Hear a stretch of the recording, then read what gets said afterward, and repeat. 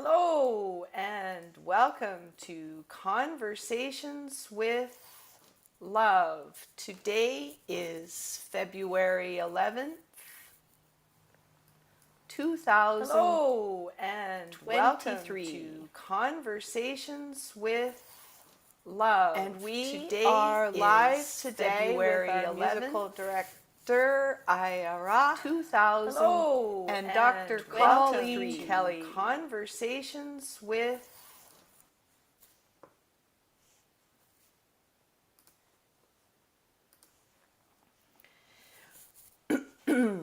Dr. Kelly has created a comic book series filled with colorful characters and exciting storylines. It's called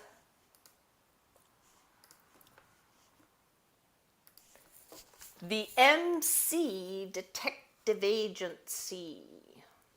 And this is file number 1, the case of the deadly dials. Oh, I forgot my goggles. Hold on. I have to have my super sleuth goggles on when I'm joining the emcee Detective Agency. File number 1, the case of the deadly dials. And file number 2,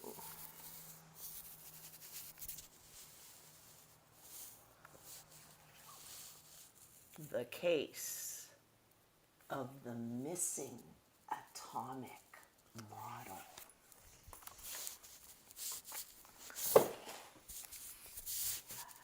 Now I just have to put the reading glasses on to continue the introduction of Dr. Kelly. Her comic book series is filled with colorful characters and exciting storylines that translate complex chemistry into animated mysteries. Her comics and unique imagination have turned the periodic table into a playground of chemical adventure and have allowed elementary school students to master concepts often taught at the college level. Hallelujah and raise the flag. Dr. Colleen Kelly is the creator and founder of Kids Chemical Solutions, which is a comic book based chemistry curriculum intended for children age 8 to 108. Her journey as a chemist began at the University of Richmond, where she received her Bachelor of Science in Chemistry. She fell in love with the world of discovery and research and wanted to continue to explore more chemistry. So she headed to Penn State University and dashed through graduate school, receiving her PhD in chemistry at the ripe old age of 24. She was having so much fun doing chemistry research that she accepted a Chateaubriand postdoctoral fellowship in Strasbourg, France, with Nobel Prize winner Jean-Marie Laine. Colleen was a first-generation college student who kept following her flow of having fun doing chemistry research. Fast forward 30 years later to the tail end of her career teaching chemistry in higher education. Colleen finds herself captivated by the question, why do my students think chemistry is so hard? Dr. Kelly now conducts and focuses her research in chemical education to uncover this mystery and stop it being so hard. What she has discovered is that learning chemistry is very much like learning music.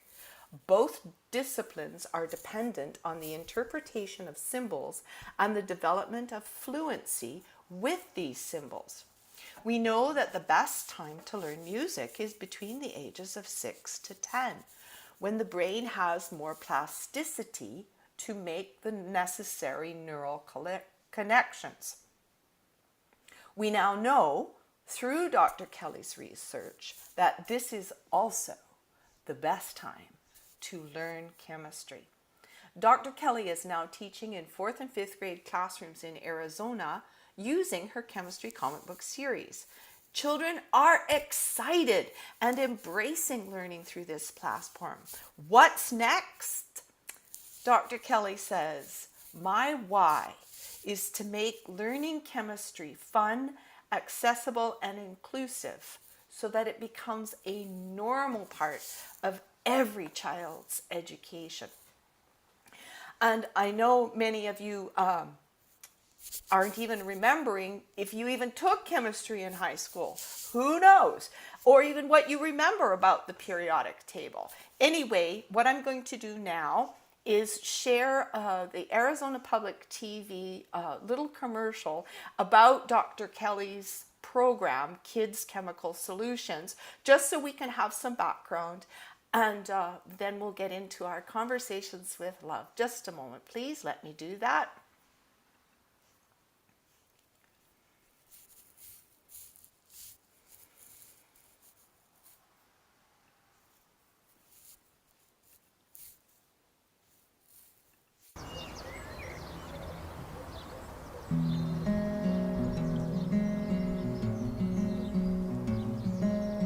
I truly believe everyone can learn chemistry. It's very beautiful, actually, and when you uncover the beauty and the mysticism and the patterns, it can be embraced by all. I'm Dr. Colleen Kelly, and I'm an instructor and laboratory manager at the University of Arizona, and I've created Kids Chemical Solutions, which is a series of comic books capturing early eager learners ages 8 to 12 with chemistry comic books. When I started this project, I made something that I thought would be fun and accessible for kids. And what I discovered is that 8, 9, and 10-year-olds were learning symbols. So in my comic books, I decided, let's make fun, cute characters, and they can balance them instead of the symbols for the elements themselves. The first characters were Poppy and Ray, Poppy for polonium and Ray for radium. Ray has this saying all through the comic books, like, 0 is our hero. And that sticks when they know 0 is our hero. So if cadmium is +2 and oxygen's -2, you can put those together and you get 0. One of my favorite scenes is where Big Ox and Red and Rusty now are roadies for the heavy metals. And Big Ox is starstruck by Cobalt, and they bump into each other, and Cobalt asks Big Ox to play a duet, and he's like, well, he's a little scared. He's like, just so you know, I don't play well on an empty stomach. And Cobalt looks at him and is like, don't worry, man, I got you, and lifts up his hat and throws him 2 electrons. And that electron transfer is what really happens in the ionic compound cobalt oxide. Big Ox eats them. He's like, somebody get me some sunglasses. Let's rock.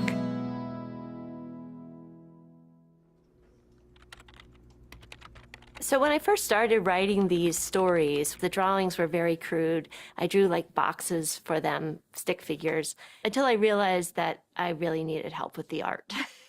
And in walks Mac at that point. Hey, Mac! Oh my gosh! I first met Mackenzie Reagan when she was 13, and she goes by Mac, and she was a budding artist. And while she was in my class, we were working on some of these stories at the time. They weren't comic books yet. And I asked Mac if she could help me draw some of these a lot better than my box square figures. All right, are you ready to make some characters? I'm so ready. Okay, so I'm gonna surprise you. All right? Okay. Okay, so we're gonna make water. Water, H2O. When I first think about developing a character, especially if it's a character that's a molecule like water, the first thing that I do is I draw it.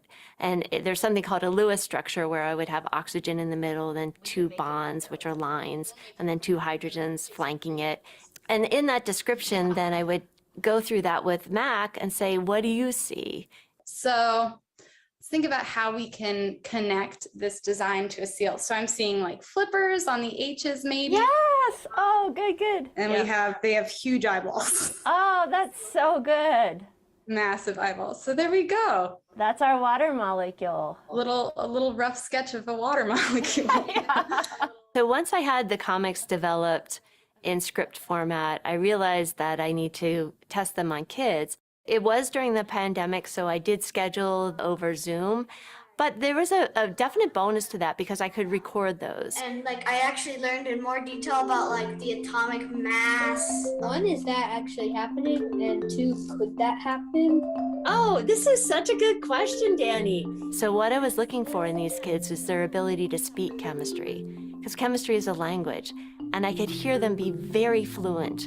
And then after the parentheses, it's a 4. Oh my gosh. Yay! And that's where I really realized the magic that was happening when I was getting fourth graders doing college level chemistry. 14 of the neutrons. Awesome, you guys. Very, very, very, very, very, very good. Yes. Okay. Still needs something. Lady Poppy, would you do the honor of sharing electrons with me? Now that we're all vaccinated, I was able to work in person with Olivia Perman Grant. I've known Olivia since she's been born, so I'm friends with her mom. And she saw the comic books because I brought them over to the house, and she's kind of looking at them. And I thought, well, third grade's a little young, but let's see. And her mom, Stephanie, called me and said, Olivia wants to know more. Right, and the 2 means the copper has a 2 plus charge. So I came up there with some props. I brought a big shower curtain that's a periodic table, and we laid it out on the ground. And I said, Olivia, let's play Twister. What? What is that Not easy. Yeah, It's phosphorus. phosphorus, good.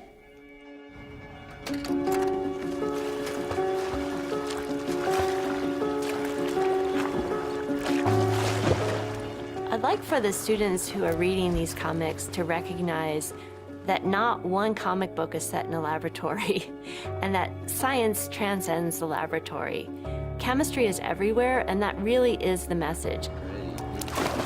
And I want them to realize that the chemistry starts here in your brain with your imagination. Should we give a messy swimmer bun to allude to all those swimmers out there who live in water and love water? I really think this project is about raising the bar and learning, but also lowering the bar to accessibility so that students and anybody in the entire world can learn chemistry through this platform. This is my life's work, and I know that. And I can keep going until chemistry becomes normal, because this is what I'm meant to do.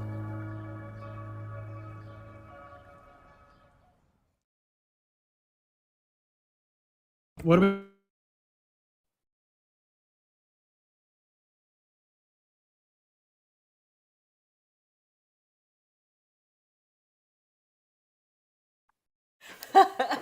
All right, so ladies and gentlemen, we've introduced you to Colleen Kelly, and she is our very, very, very special guest on Conversations with Love. So to open the space for all of us, we're going to give the floor to our Aya, our musical director for Conversations with Love. Go ahead, Aya. Well, that introduction video from Colleen has me excited to activate our electrons. So I'm going to offer a little sound activation with the intention to increase the frequency in the space and get our electrons moving and grooving.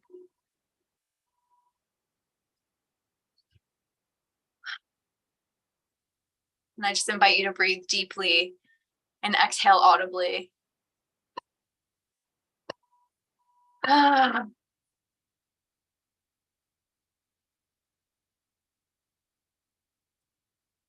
Oh.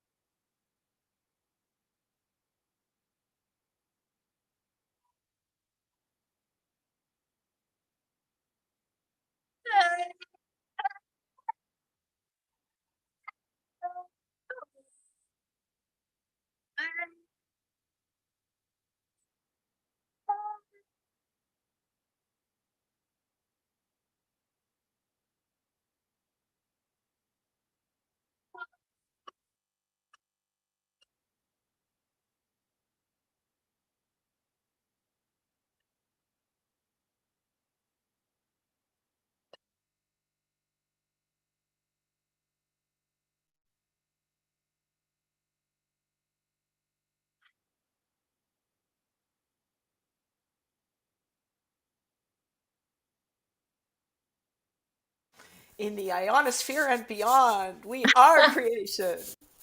Well done. Thank you, Ira. That was, wow, that was really magical. That was amazing. Thank you so much. Thanks for So, having inspiration. so welcome, Dr. Kelly. Welcome, Dr. Kelly. And thank you so much for saying yes to come on Conversations with Love today. So, ironically, or perhaps not, February, our theme is Set the Captives Free. So let's set some chemistry biases free, and let's talk some more about your amazing work. And can you just I mean, we did introduce you and we showed the video and what you've created, but tell us more. Tell us more. Sure. Yeah, thank you. I love Set the Captives Free, and I think I was really inspired by our musical introduction. And I can talk forever about vibrational energy and how that pertains to molecules, and we'll get on that later because I just love that. But I think when we talk about Set the Captives Freely, you have all of my captives behind you. And I feel like we have to set them free. All those beautiful little elements behind you for too long have been demonized and called chemicals and called all these horrible names. And I just want to bring them out into the world with love. I think we need to start over again with the periodic table and elements and molecules and what that word chemical means, and really just bring them into the world with love and joy and understanding. It bums me out sometimes when people classify a molecule as, good or bad. They're just little beings. They don't have any malintent. So I think it's really important to develop an understanding of the periodic table first. So through understanding, then comes love. And I think to find joy and really curiosity. And every day I'm writing a separate children's book about Marie Curie. And I just read these little tidbits about her, like how she was on a boat to the United States to get her 1 gram of radium. And it was this big luxury liner, and that's not her scene. She was very, anyway, she kind of went under the radar as much as she could. She wasn't a very elaborate woman, very simple. And she was trying to leave her room, and the closet light was on, and she couldn't figure out how to turn it off. So she was late for all her interviews because she didn't want to waste electricity. This 2-time Nobel Prize winner was just befuddled by the closet light because she had never seen a light bulb in a closet before anyway. And I just love bringing people like her into the sphere of someone we'd want to hug and relate to and just really laugh with, and realize that it's not us or them. I feel like a lot of times scientists are us or them. And that's why in my comic books, there's nobody with a lab coat and safety goggles on. I feel like the lab coat is the exclusive symbol of exclusivity, like the white lab coat club. That's not who it is. Marie Curie never wore one. She just wore a simple black dress all the time because she couldn't be bothered with anything else. And everybody in my graduate group at Penn State, we just wore Penn State t-shirts and went to lab. It wasn't so I'm rambling a bit here, but really I think my message on this ramble would go back to the periodic table as a start. And I would like, when I say 8 to 108, I want the teachers who are using my comic books in their classrooms to also fall in love with the elements and the stories, because I'm not sure, other than myself and a few other chemists, if anybody has a love affair with them as much as I do. And I want to bring that out in the world because it's part of who we are as human beings on this planet. They exist, and we don't have a really loving relationship coexisting with them in that format. Colleen, I think you have absolutely solved the idea of how to create peace on earth, because everything begins with a relationship, doesn't it? And also Yes.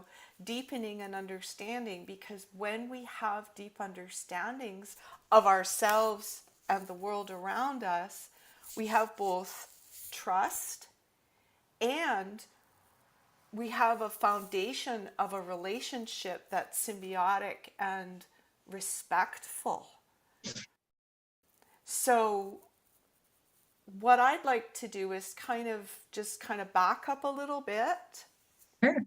Because in my limited education, and I guess that's even where it starts, it's like we limit ourselves by limiting our relationship with nature and life and what actually is on this planet. And then we create a whole bunch of stories and narratives that put us on basically the wrong wall. Because if we're in opposition with anything, chaos generally ensues, or some kind of fight or anger, because the relationship is misunderstood. And so we're not communicating in a clear way. So I just want to back up a little bit. So it's called the periodic table of elements. Can you give us a little bit of history of what that means, and then actually define what an element is? Because in my limited understanding, like, the only elements that I've ever heard of are land or earth, water, air, and fire. And I have really, do I even understand my relationship with those four life-giving elements? I don't think so. So can you help us get some background on, like, what is the periodic table of elements? What does it mean? And I can put it up so everybody can see it if it's easier for you to talk to it. No, it's good, just right behind you. Yeah. Okay. So please tell us what it really means, how it came to be, and what are elements? What does that mean? Great. I love this topic. Well, the periodic table of elements, to me, I see a very sacred document, a very historically rich, sacred, beautiful document full of patterns. And like I said in the video that you showed, mysticism and patterns and connections and joy. So let me back up and explain why I see that. And it comes from the history of the periodic table.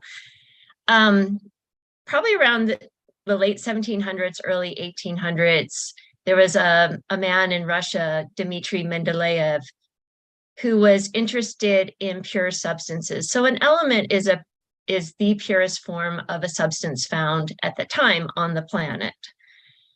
So it was an element, has like an element like sulfur.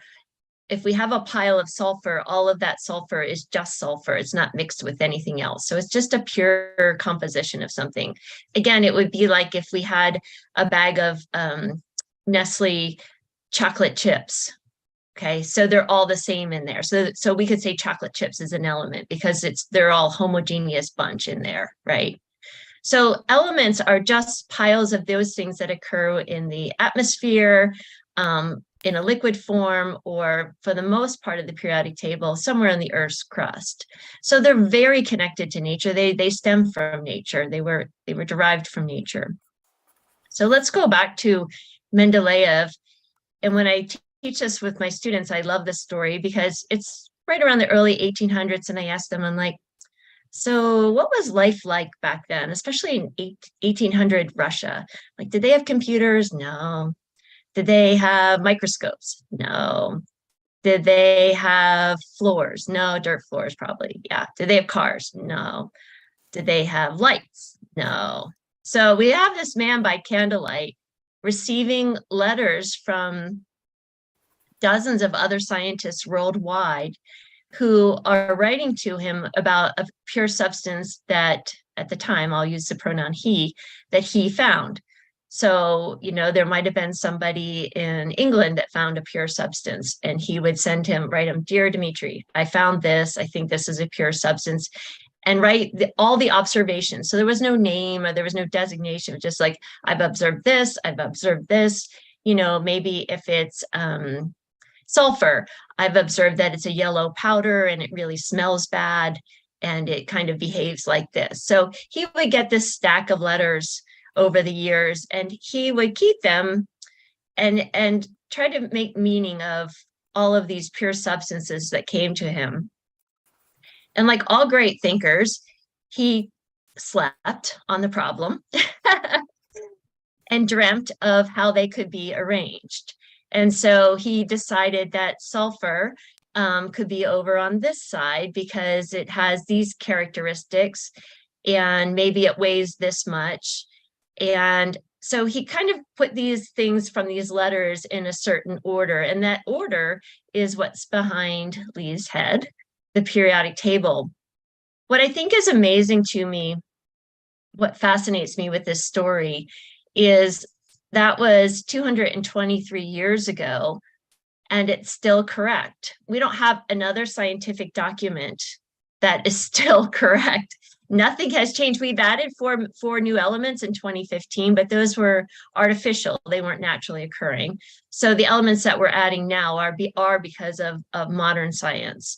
But for the first 80 elements, he got them straight on with no knowledge really of what he was doing. And why this is amazing is that there's a whole number that's on the top of each element in the periodic table. So on top of lithium is a 3, on top of sodium is an 11, top of potassium is a 19. That's the number of protons in that element. He couldn't see a proton. We couldn't see that small. But they're in order of the number of protons, and he got them in the correct order. We did not image an atom until 1989 at IBM. So if you're not astounded by the amount of mysticism in that document, that somebody had the prophecy to put this together according to the correct order, 1 through 117 now, of a subatomic particle called a proton, that we didn't see until 1989. I mean, it's mind-boggling. And he created this template and he allowed for, and I talked about Marie Curie, he allowed for spots where things didn't fit yet, but he knew that they were there. And that's how she knew that there was going to be a spot someday for radium, because there was a gap between two elements. And she's like, there's got to be something there probably. So it's like an empty parking spot. Like he filled up the whole parking lot and there was a couple of empty spots still left. And people were like, oh, well, let's continue to look. So I really think that it is more than just a document. It's something to be revered through history. And that's why I think I look at it so lovingly, because of what it represents. And then the information on there, while seemingly simple, is incredibly valuable. We know now that lithium has 3 protons because it has a number 3 on top. It also has 3 electrons. We know it weighs a mass of 7. So it tells us a lot of things. And then we have time. Boy, don't get me started on this, Lee. Oh no, you Okay, have okay. all the time in the world, because we started with the ionosphere, so we've stopped time, and you have, this is absolutely fascinating to me. Like, my mind has finally got something to chew on, that like, oh yes, yes. So keep going. Okay, so the other thing that Mendeleev did is he grouped them not only in the correct order, but their groupings are by their families. And you know, when you're in a family, you have traits that are alike. That's genetics. Well, elements in a family, and the families are the groups going in a column, top to bottom. So if we look, Lee's kind of in front of it, but yep, there we go. We've got copper, silver, and gold. So copper's on, you can come back, Lee, it's okay. So copper's up here, underneath it is silver, and underneath it is gold. And if we think about it, a penny is made of copper, right? That's 1 cent. In the old days, dimes and nickels were made of silver, a little bit more, 10 cents, 5 cents, even quarters, 25 cents. And then we've got gold. So the increase in value, right? So we've got a little valuable, kind of valuable silver, really valuable gold. And it goes from top to bottom. And you'll see in every family that the properties of that family are enhanced as you get to the bottom of the periodic table. And that holds true across. So the other one I always like is the elements in green, kind of, yeah, dark green. Those are fluorine, chlorine, bromine, and iodine. In the old days, if you went to the hospital, or actually, I can still remember this in my parents' medicine cabinet, if we got a cut, what did you guys put on it?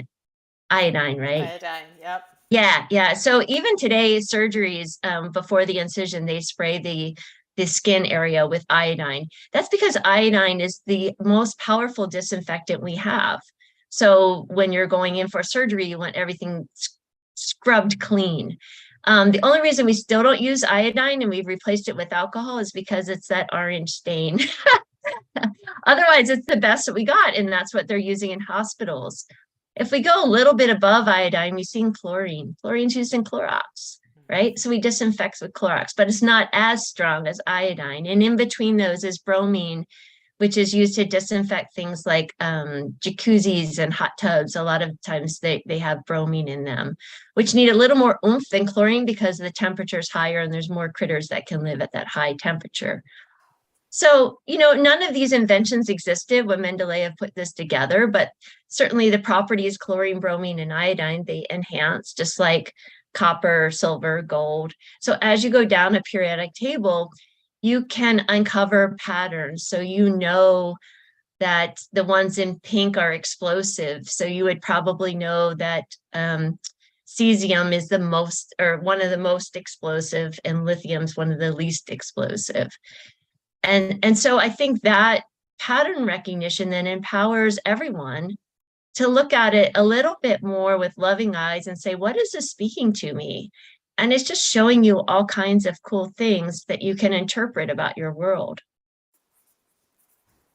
Oh, that's beautiful. Look with loving eyes, really, on everything. That's really exciting. And then ask yourself, what is this speaking to me? Wow, those are really great questions to live by, Colleen. Thank you so much. And I just, even the idea of this order from this brilliant scientist Mendeleev, I mean, I had heard that he read it, that he received the order, how to organize it in a dream by sleeping on it, right? Mm-hmm. And isn't that true? We've got to get really still and quiet to hear the solutions of anything that's going on in our life. So really what you're what you're gifting us today is this idea that we all have the capacity at every age to find what is most important for us in that moment, like what we need, Yeah. and the processes to do that. And, you know, to look on everything with loving eyes helps with that stillness, because it creates that neutrality buffer. Yes. Because so we're not so reactive. So my next question may or may not be relevant at this moment, but I'm just going to ask it. Okay, so when you were in the brainstorming session with Mac, you talked about creating the water molecule, and you used the seal. Yeah. So his flippers represented the hydrogen molecules and his nose represented the oxygen molecules, right? Because that's how the actual Yep. molecule of water. Okay, so let's can I'm going to ask one more question, because something's coming up in my mind here.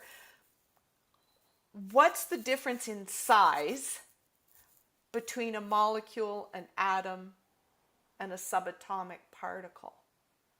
Are they different in size, or are they all the same? Yeah, they're I mean, at their individual level, a molecule is a collection of atoms. So a molecule is one or more atoms that are connected together somehow. And then a subatomic particle is a little bitty, it would be like okay, so Lee, if you and I hold hands, we would be a molecule, right? Okay. If we're not holding hands, like if I'm just individual, then I'm an atom. And then a subatomic particle would be like my heart inside of me. Oh, that's brilliant. Thank you. That's super helpful. Okay. Okay, so subatomic would be a part inside the atom. Yep. Okay. Now, how does that correlate with a cell's structure? So in cellular structure is biology, right? Right. Yep. Okay, so how might molecular structures correlate with cellular structures? But there are just incredibly beautifully organized as a mosaic. So a collection of molecules gets together to make like a cell wall. And that cell wall is a collection of molecules that are fats. They're fat molecules that kind of form this nice slippery layer, like a bubble almost, around the outside of a cell. But they're all the same and they just line up all beside each other. So if we had all the same molecules beside each other, and then they're fluid. So like imagine that they're dancing. So we've got these fluid fat molecules that are dancing, kind of swaying all the time. And they're swaying because they can allow things to go through them. So if there's a sodium that needs to get to the cell so that a muscle can contract, or a nerve cell so that we can have a thought, they'll sway, and they'll have like little gates and be like, okay, sodium, come on in. You're allowed in here. So a cell can have different compositions over time, and they often do. They have, same with water, a cell can let more water in. That's like maybe when you get like puffy, or less water when you feel a little dehydrated and a little shriveled. So your cells have this really nice barrier, and knows when to let things in and out. And there's more constituents in the cell. There's DNA in there. There's all kinds of, like a little city that happens inside there too. So there's all kinds of different molecules within a cell as well. Got it. So my question then would be, if water is an element, but water is a mixture or a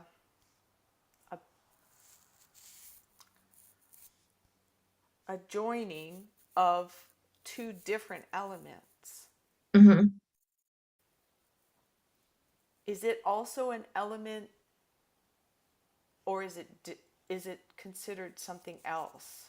I think this is a really good question because water, fire, and air are considered elements in a lot of cultures, and that word means something different to a chemist. So, for example, to me, water is a molecule. I wouldn't call it an element. But in ancient cultures and different cultures around the world, they certainly consider water an element because it has that purity. So I think the connection is that purity of it. But truly on the chemical level, water is a molecule. Oh, that's helpful. That's really helpful. That's really helpful. Okay, so the organization of the periodic table was to measure pure, or was to organize pure elements Mhm. so that we could then interact in a relationship with them and understand life better Yes. Yeah. and create things. Yeah. Yeah. So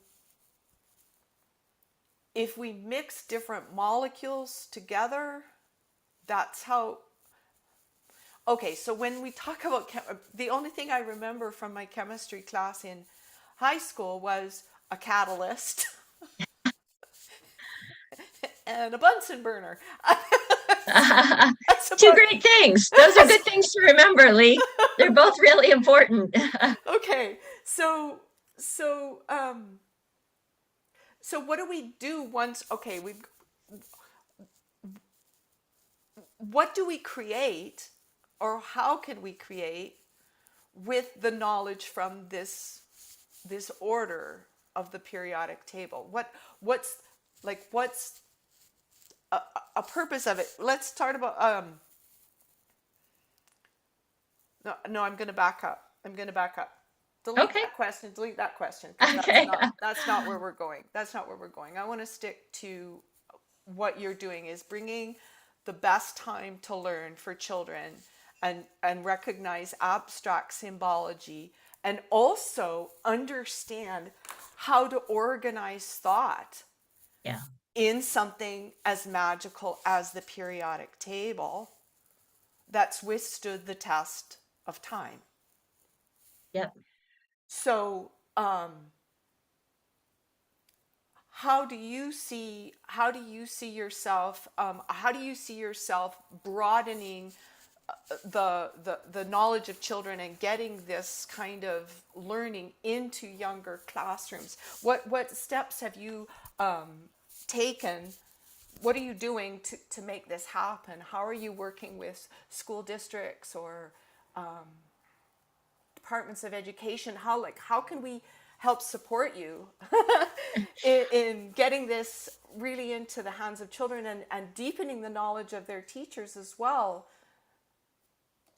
Yeah, I'm definitely on a mission to create this new way of thinking and to have, periodic tables as a regular part of a third, fourth, or fifth grade classroom with a deep understanding, not just a cursory understanding. Your question is a really good one, though, about how I'm struggling. I will admit, I'm a new visionary, and as all new visionaries, getting your message out in this space is, especially we have a loud world, right? We have a very loud, noisy world. And my comfort zone is stillness. It's not a loud, noisy world.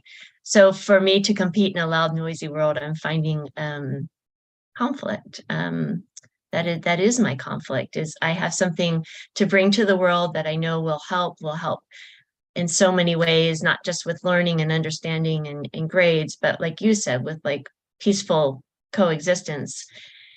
And so anyway, I'm trying to get my word out.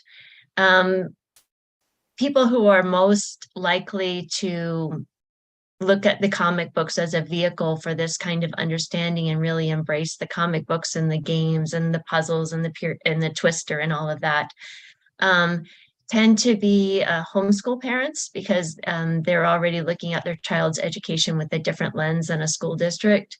So just in general, these micro schools are going to, I think, help with that. And then I think I need to be persistent and gather strength to really look at the standards, whatever they are, for science in K through 12, and talk to those who are in charge and say, can we consider something else? But I'll be dislodging quite a bit to do that. And the resistance is already strong. And the resistance is strong because of fear, right? If I'm approaching an administrator who didn't take chemistry, didn't do well in chemistry, didn't like chemistry, how can I convince him that his third grade teacher who didn't like chemistry, didn't take chemistry, has no chemistry, could teach it to third graders? And so we really have those over the age of 8 holding me back. And the ones under the age of, maybe the 8, 9, and 10-year-olds that I'm working with are just devouring it. So unfortunately, the decision makers are not the 9-year-olds. I wish they were. Well, and there it is, right? It's right. like, okay, well, how can we flip it? Because actually doesn't our eye actually see everything upside down? Mm-hmm. And then it's the chemistry of the brain. Yes. That turns what we're perceiving with our vision, that turns it into an upright, or what we perceive to be standing on your feet kind of upright position, right? So what I'm hearing you say is, like, we've got to flip the brains of those who are actually believing that they're seeing things right side up. Flip it so they can see the power rests at the base. Yes. Power rests with the youth. Yes. That's where the power actually rests. And it's up to us to be the stewards, like Khalid Gibran said in The Prophet, right? Yeah. Be the strong bow, let the arrow fly, because you're not going where the arrow is. You've already been sent to where you are now, right? So it's like flipping that switch. Okay, well, this is something to chew on, because this is really this is where I'm at. It's like, how can we flip this? Because the energy is with the children. Like, when I watch a high school basketball game, I'm far more entertained than I am when I watch an NBA game. Yeah. Because the energy is so much different. And I think you said that right at the beginning. You said a molecule is just an energy. It's neither bad nor good. It's how it's directed that creates havoc. Yes. And I'm going to stop my background just for a minute. And I hope I don't spill the beans. Can I talk about one of your comments? Oh, sure. Yeah. Okay. Because we've only got a few minutes left. Okay, so in the case of the deadly dolls, and I can't put my spy glasses back on because I can't read if I do. and I don't think I read this. On the back, Dr. Kelly writes, "My theory is to get them in as early eager learners, which all children are, and get them accustomed to symbols, later introducing some math and conceptual ideas as they become more solid in the knowledge."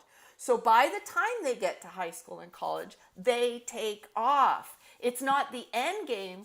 It's the beginning. It's to expand that knowledge and awareness. Okay, so in this story, the case of the deadly dials. Hold on one second. Somehow my screen just went all big. Hold on one second.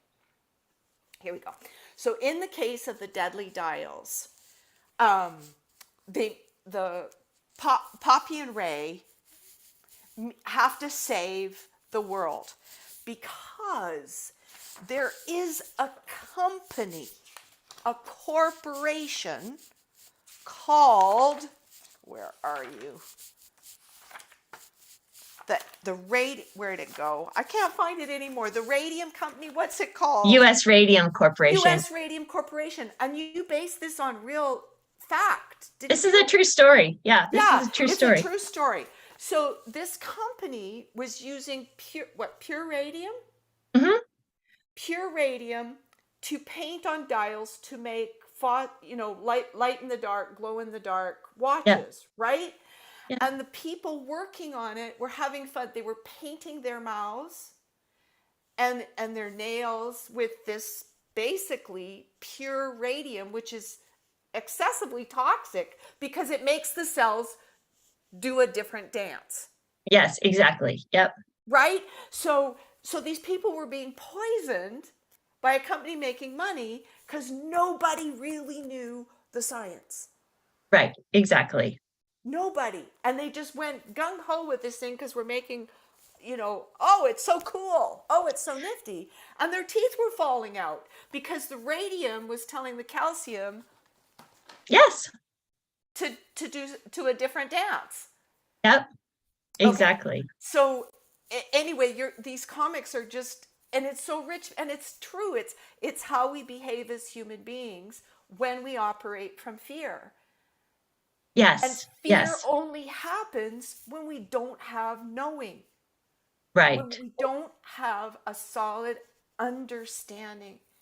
And the understanding of these elements does not have to be based on fear No. at all. So I find, I'm just super excited by the work you're doing. And Yeah. we have a lot of questions. Like, we've got some questions to move us forward. Okay.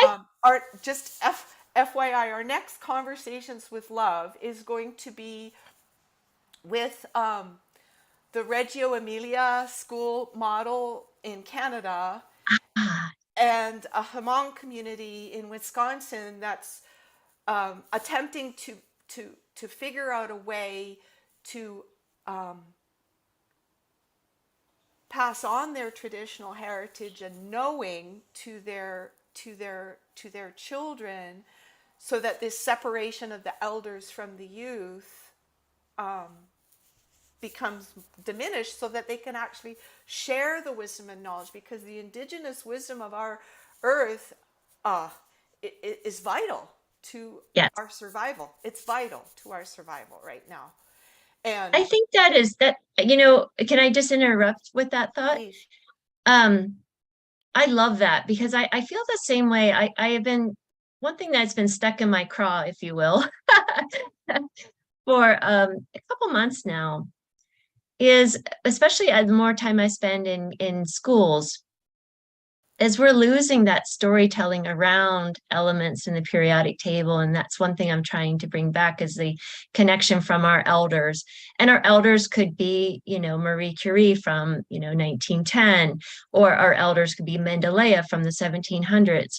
But there are elder scientists that we're losing that connection to, because what's happening in science classes now is, instead of telling these stories and bringing these things to life, and I don't think that was ever really done, our children are now coding. They're coding, like making software, like that kind of coding, or they're doing robotics. But they're doing modern science, but very modern science. And it's really, to me, it's not science, it's technology. So technology is replacing science, and science is what connects us to nature, because it's from nature. So science comes from nature. It's the natural world. Technology is a different component of that. And I'm not anti-technology, but I am anti replacing all science in schools with technology.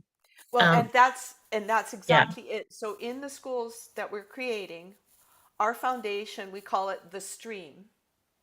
yeah, And the stream stands for science, which means all the sciences. What I learned just from preparing for today's Conversations with Love with you, Dr. Kelly, was there's astrochemistry and there's physical chemistry and there's so much different kinds of chemistry. And then I was finding out, okay, heavy metals, like that's a scary thing. No, it's just a measurement yeah, of this matter, this molecule of matter that has a specific energy and a behavior. And it's not about either controlling it, it's about understanding it to direct it understanding. for the highest and best good of of all. It's and that's not something that is limited to someone who goes to college. We all have the power and the capacity to understand this world at every age and stage of our development. So so the stream is sciences, technology, and all technology really is doing something easier. Yes. So when we have pulleys, that's a technology to lift something heavy. Yeah. And we did it without machines. I mean, how were the pyramids built? Hello. Yeah. So it's like opening up our minds to calm down our nervous systems and allow for this really interesting world to reveal itself to us, and us make peace with controlling nature and try a different tact, which the indigenous people have done for millennia. Yes. A different way of approaching. R stands for relationships. Yeah. E stands for engineering and design. And that's just, it's a process, like the creative process. Yes. The engineering and design process is just a way of approaching something, using what we know, asking the questions, and so on. A is for arts, and that's all of them: visual arts, performing arts, dance, music, expression, word, poetry, you name it. And sciences also include social sciences, which is the history, pulling these stories forward. I mean, Joseph Campbell was brilliant in how he took all of the mythology stories and said, look at this universal pattern that life creates and humanity creates within life. Let's get into it. And then math, M is for the mathematics, which is another, you could call it music too, right? Yes. I mean, you talked about the dance of the cells. So yeah. Anyway, okay, we have one more minute, and but I really would like, if you have anything else that you want to share, and I know this is the beginning of a beautiful relationship. I am so, I can't wait. I would just ask our audience to open your heart and really try to invite molecules in as and elements in chemistry, and as just something beautiful and around you, and should be understood instead of pushed aside for those that they deem brilliant. It's for everybody. Thank you. So Ayara, would you close our sacred space? And everyone, thank you for joining us. Thank you, Dr. Colleen Kelly. People can go to kids, KIDS, chemical solutions dot, I forgot now, is it org? Nope, com. Okay, so www.kidschemicalsolutions.com, KIDSCHEMICAL, solutions, SOUL, I spelled soul, SOULUTIONS.com. Forget it, I'm not spelling anymore. I love that. I think I should have called it Kids Chemical Solutions. I think you still can. I love calling it solutions. Right? Not cellular. I'm writing that down. That's good. Okay. Yeah. The lapsus linguae works every time. Okay, so we're at the top of the hour, but Ayara, I'm going to unpin us and pin you so you can take us out into the ionosphere and beyond. Thank you, Colleen. Thank you so much.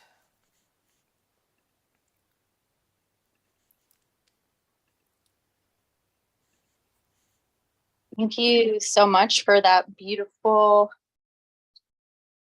invitation to be radical in our expressions. I really appreciate how you're using this. You're like the leading edge of science right now, Colleen. So just one moment and I will bring us into a meditative space to close us out.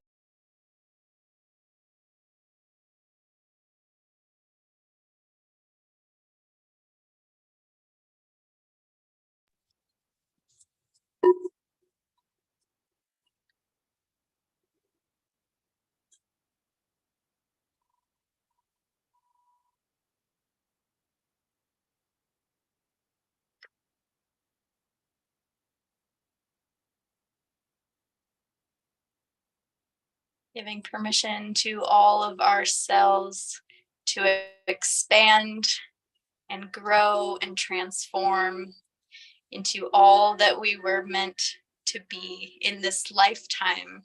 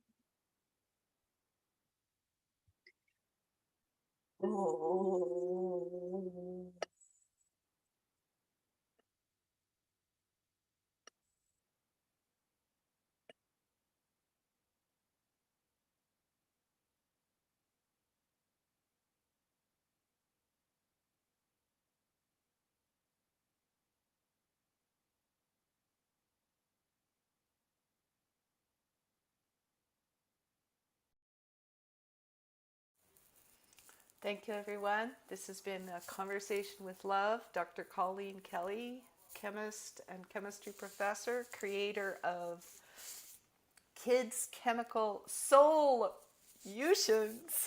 and bringing chemistry to everyone from ages 6 to 160. And thank you so much, Ayara, for opening and closing our sacred space. Ladies and gentlemen, you can join us live the 11th and the 22nd of the month. 22nd February, we introduce you to the Reggio Emilia School Community School model created by Laura Smalaguzzi after the Second World War in response to the fascism that they had endured for 46 years. Ladies and gentlemen, have yourself a great day. Boys and girls, you've got the power.